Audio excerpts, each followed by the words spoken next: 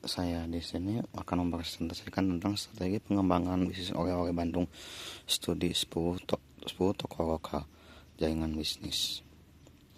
Anggota kelompok itu saya sendiri, Chandra Ramadan. Pendahuluan, Bandung dikenal sebagai kota wisata yang menawarkan berbagai oleh-oleh khas.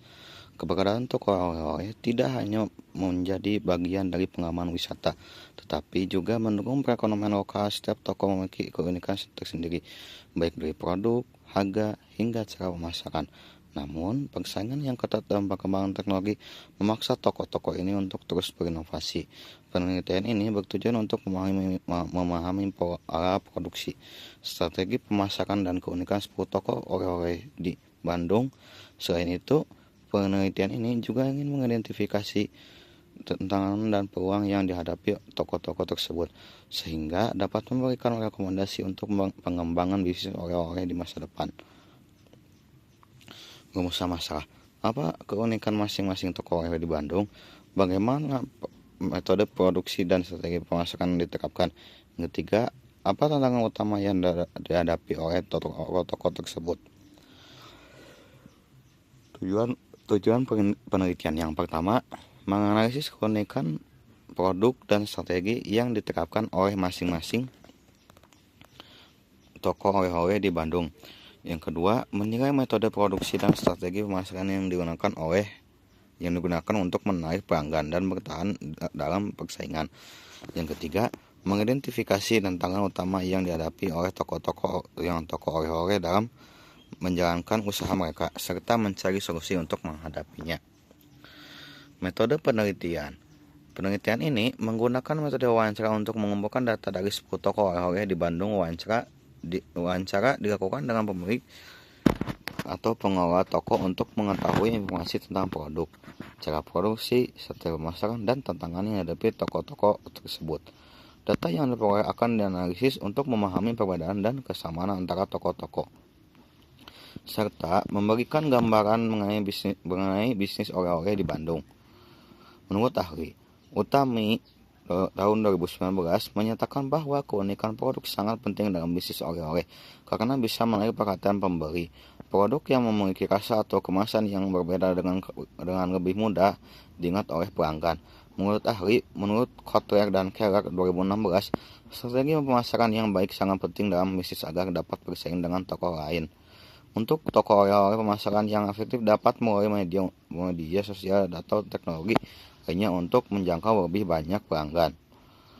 Pembahasan toko pusaka bestseller, tempe dodol, dan wajit. Pembayaran tunai dan transfer. Toko oleh-oleh saung laksana. Produk unggulan dodol dan wajit Cililin tersedia di Tokopedia. Yang ketiga, toko selera. Toko oleh-oleh selera. Fokus pada pempek, sale, dan bolu-bolu tanpa pemesanan online. Yang keempat, toko oleh-oleh Hidayah.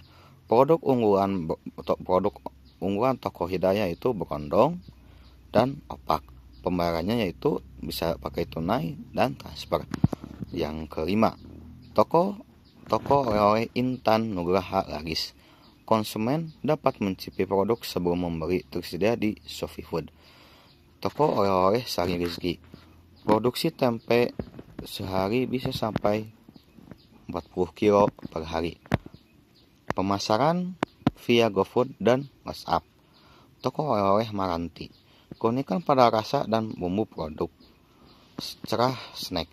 Tergabus sebagai produk unggulan. Harga kompetitif. Toko oleh-oleh Haji Heri. Produksi sendiri tempe, pisang sari, dan oncom.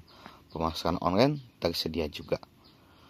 Toko oleh-oleh Barokah Gasera. Fokus pada gorengan dan tempe, pembayaran tunai, debit, dan QRIS. Pembahasan keunikan produk.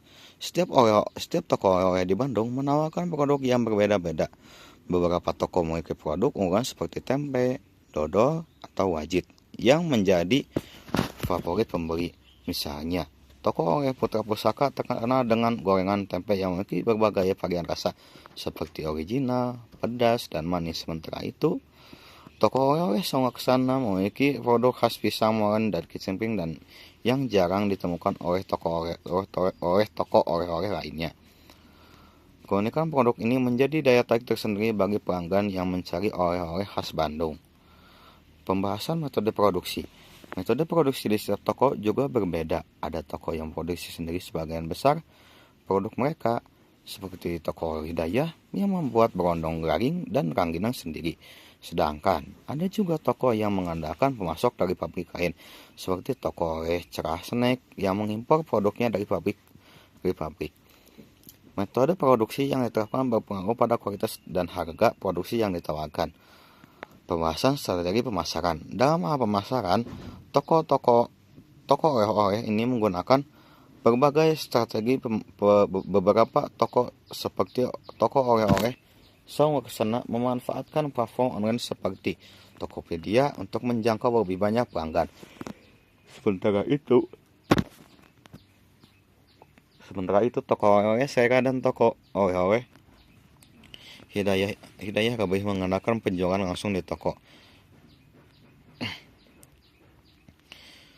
Dengan jam buka yang panjang. Selain itu, beberapa toko juga menawarkan layanan pengiriman melalui aplikasi seperti GoFood dan ShopeeFood untuk memudahkan pelanggan dalam membeli oleh-oleh tanpa harus datang langsung ke toko. Pembahasan tantangan yang dihadapi. Meskipun toko oleh-oleh ini memiliki produk yang unik dan strategi pemasaran yang berbeda-beda, mereka juga menghadapi tantangan yang cukup besar. Salah satunya, tantangan utama adalah persaingan yang ketat dengan toko oleh-oleh lainnya, terutama di kawasan wisata seperti Bandung. Toko yang tidak mampu berinovasi atau tidak memiliki produk yang membedakan diri dari pesaing lainnya bisa kehilangan pelanggan. Selain itu, tantangan lainnya adalah keterbatasan dalam pemasaran online, karena beberapa toko masih belum memanfaatkan media sosial atau platform e-commerce secara maksimal. Tantangan lainnya adalah fluktuasi permintaan yang dipengaruhi oleh musim liburan atau acara khusus. Banyak toko yang mengalami lonjakan pembeli pada hari libur atau akhir pekan. Namun sepi pengunjung pada hari-hari biasa. Untuk mengatasi hal ini, toko-toko tersebut harus pandai dalam mengelola stok barang dan menjaga kualitas produk agar tetap menarik. Pembahasan peluang pengembangan bisnis. Meski menghadapi berbagai tantangan, toko oleh-oleh ini juga memiliki peluang untuk berkembang. Penggunaan teknologi dalam pemasaran dapat menjadi salah satu jalan untuk meningkatkan penjualan. Selain itu, pengembangan varian produk baru yang lebih inovatif atau yang sesuai dengan tren pasar juga dapat menarik minat konsumen toko, yang bisa menghadirkan pengalaman belanja yang menarik seperti dengan menyediakan tempat mencicipi produk atau memberikan layanan khusus, berpotensi untuk melayani ke lebih banyak langganan. Kesimpulan. Dari hasil penelitian dan wawancara dengan 10 toko-toko oleh di Bandung dapat disimpulkan beberapa hal penting. Setiap toko memiliki keunikan produk dan strategi pemasaran yang berbeda. Beberapa toko menawarkan produk khas seperti tempe, dodo, dan wajit yang menjadi favorit banyak pembeli. Ada yang produksi sendiri, sementara yang lain mengandalkan pemasok dari luar. Strategi pemasaran yang digunakan beragam, mulai dari memanfaatkan media sosial hingga menawarkan layanan pengiriman online. Meskipun demikian, toko-toko ini juga menghadapi tantangan besar seperti persaingan yang ketat dan fluktuasi permintaan. Namun, dengan mengoptimalkan pemasaran online, inovasi produk yang pengalaman pelanggan, toko-toko oleh-oleh ini memiliki peluang untuk berkembang lebih pesat di masa depan. Sekian dari saya. Maaf jika ada kata-kata yang kurang enak didengar di bawah lisan dan ucapan saya. Mohon dimaafkan. Sekian dari saya. Assalamualaikum warahmatullahi wabarakatuh.